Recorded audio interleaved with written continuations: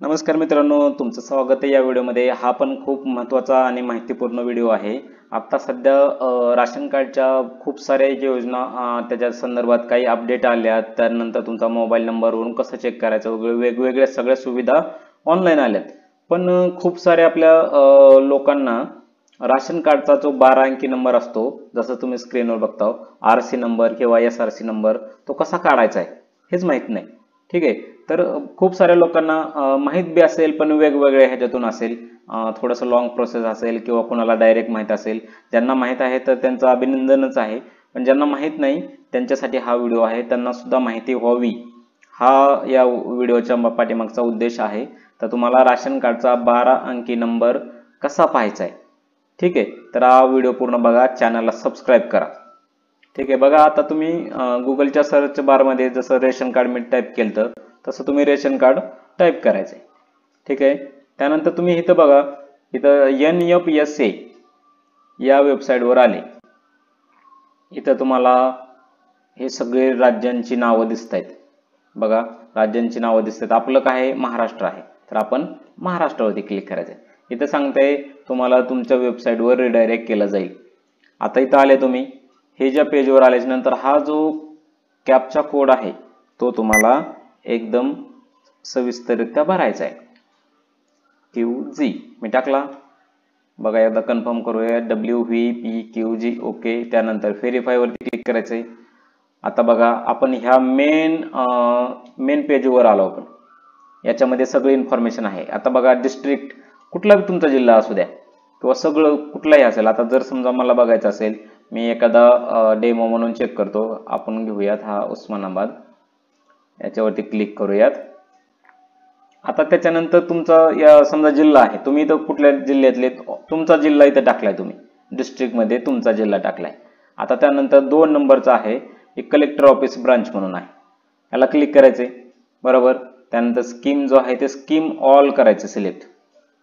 जर समजा माहिती असेल तुम्हाला 100% तुम्ही बीपीएल, पण इथं ही जो ऑप्शन आहे स्कीमचा, ऑल करायचं आणि त्यानंतर व्ह्यू वर ओके करायचं। आता त्यानंतर बघा, इथं डेट मध्ये काय बघायचं नाही, काय बघायचं नाही, डायरेक्ट व्ह्यू रिपोर्ट करायचा।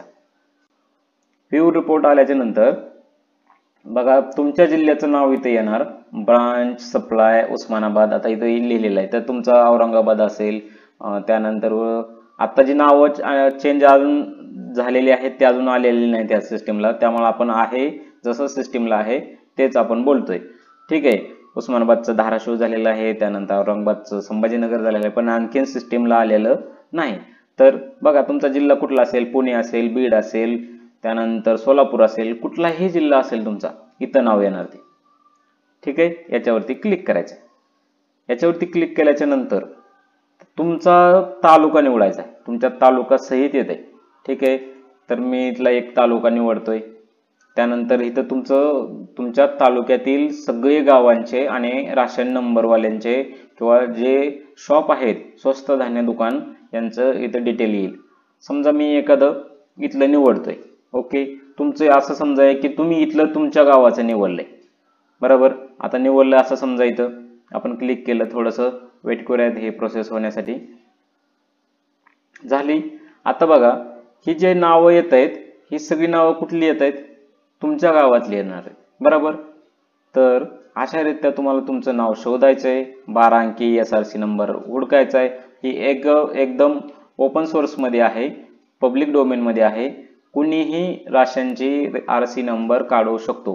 पहिले हे उपलब्ध नसायचं, आपण त्या जे संबंधित राशन कार्डचे जे ओनर आहेत आपण त्यांच्याशी बोलायचो, त्यानंतर त्यांच्याकडून नंबर घ्यायचा, त्यांचे तर पाठच असतात सिरियल नंबर प्रमाणे, पण आपल्याला देखील काढता आले पाहिजेत अशा रीत्या एकदम साध्या सोप्या सिस्टीम मध्ये मी तुम्हाला सांगितलेलं आहे।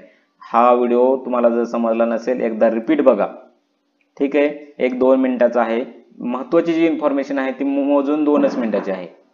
ठीक आहे, तर त्याच्या संदर्भात जी माहिती होती मी ती डिस्क्रिप्शन म्हणून सांगितलेली आहे। तर अशा रीत्या तुम्ही तुमचा आरसी नंबर काढा आणि जिथं तुम्हाला अपडेट करायचं आहे याच्या संदर्भातले आपले खूप सारे व्हिडिओज येणार आहेत रेशन कार्डवर, जे तुम्ही एकदम मास्टर होणार आहेत। ठीक आहे, तर बघा, हे व्हिडिओ तर येणारच आहेत। व्हिडिओ येण्यासाठी तुम्हाला चॅनलला सबस्क्राईब करून ठेवावं लागेल, त्या साईडला जे बेल आयकॉन आहे त्याच्यावरती क्लिक करावं लागेल आणि नोटिफिकेशन ऑल म्हणून आहे त्याच्यावरती ती क्लिक करायचं. बेल आयकॉन ओके झालं की तुम्हाला हे जे सगळे इन्फॉर्मेटिव्ह व्हिडिओ आहेत सगळे येणार आहेत. ठीक आहे, तर त्यामुळे तुम्हाला या चॅनलशी जोडून राहावे लागेल आणि इतकी इन्फॉर्मेशन येणार आहे ती तुमच्यासाठीच आहे. ठीक आहे, तर असे नवनवीन आणखीन व्हिडिओ येणारच आहेत. आता नवीन येणाऱ्या व्हिडिओमध्ये आपण भेटणारच आहोत. तोपर्यंत धन्यवाद.